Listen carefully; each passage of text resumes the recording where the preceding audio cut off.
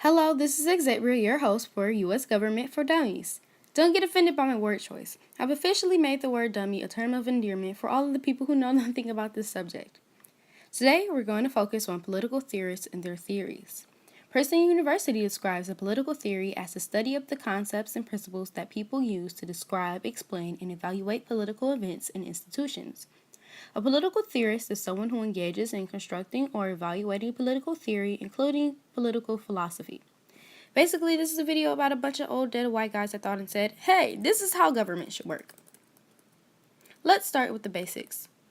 We can applaud this guy and many more before and after him for political philosophy. We're going to start with Plato, the mentee of Socrates and father of aristocracy. In Plato's Republic, he discredited the Athenian democracy, believing it would lead to tyranny. Until philosophers rule as kings, or those who are now called kings and leading men genuinely and adequately philosophize, that is, until political power and philosophy entirely coincide, while the many natures who at present pursue either one exclusively or are forcibly prevented from doing so, cities will have no rest from evils, nor, I think, will the human race. Here's the structure of aristocracy.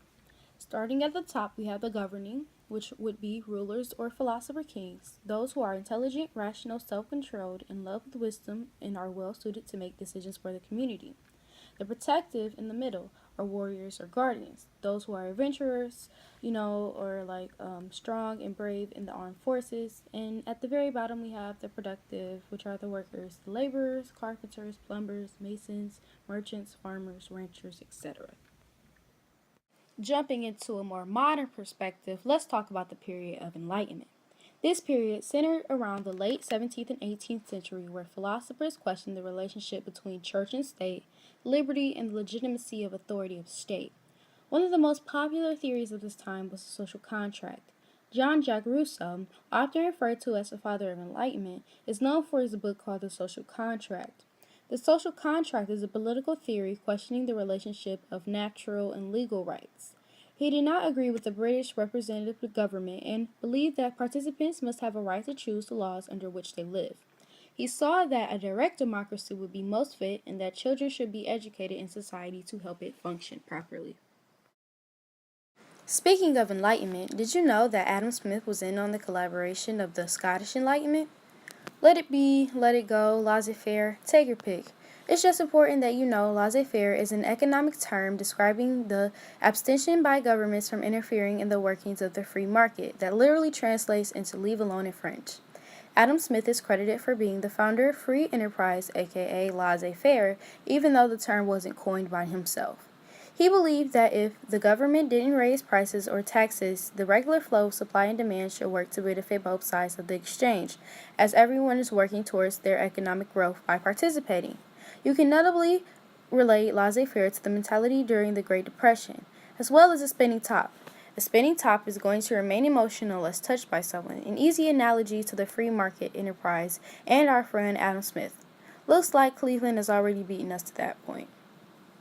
Joining our list of political theorists is Alexis de Tocqueville, who set out on a journey to America in 1831 to study upcoming democracy and later wrote the famous Democracy in America in 1835.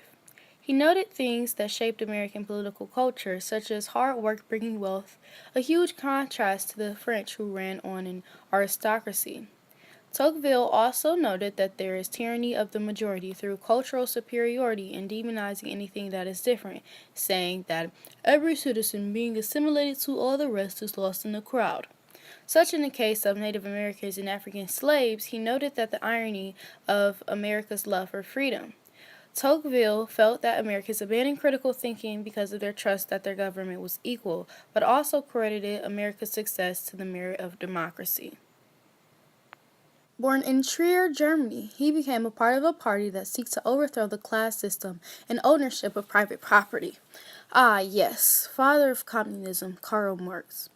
Communism can be defined as a political theory derived from Karl Marx, advocating class war and leading to a society in which all property is publicly owned and each person works and is paid according to their abilities and needs. Marx was a journalist that was known to criticize capitalism. He held the belief that the working class can become alienated from society and capitalists get rich as workers get paid little.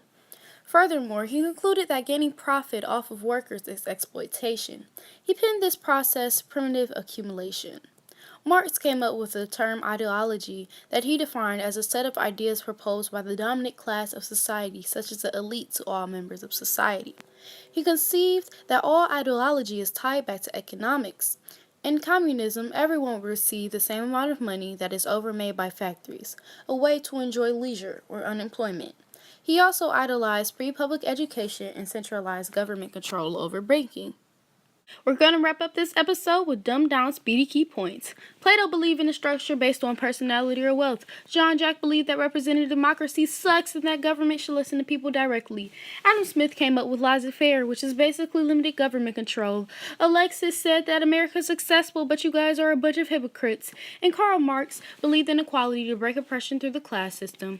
Hopefully this episode made you a little less dumb, and that's it for today's show of U.S. Government for Dummies. Catch you again never, because I'm done AP testing.